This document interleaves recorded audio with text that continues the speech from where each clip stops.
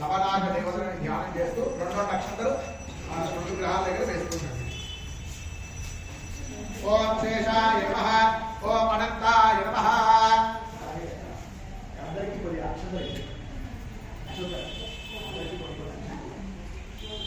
ఓం శేషాయ నమః, ఓం అనంతాయ నమః, ఓం వాసుదే నమః, ఓం సహస్రఫణమండితాయ నమః, ఓం భూధరాయ నమః, ఓం సర్వకామాయ నమః, ఓం విష్ణుతల్పాయ నమః, ఓం హరిప్రియాయ నమః,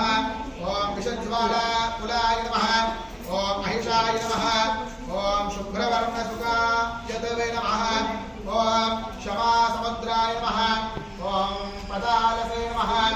ఓం కూర్మసమాశ్రితాయ నమః, ఓం మహాభోగినే నమః, ఓం సుభోగాయ నమః, ఓం హరిణే నమః, ఓం వసరశస్త్రకాయ నమః, ఓం ఫణామణి సుశోభాఢ్యాయ నమః, ఓం ఫణాసప్తకమండితాయ నమః, ఓం భక్తాభీష్టప్రదాయ నమః, ఓం శిఖవాహప్రియాయ నమః, ఓం శంకరాభరణాయ నమః, ఓం అహింద్రాయ నమః, ఓం ఆహింద్రాయ నమః, ఓం కుండలినే నమః, ఓం గూఢపాలపాదకాయ నమః, ఓం చక్షుశ్రవసే నమః, ఓం చక్షుశ్రవసే నమః.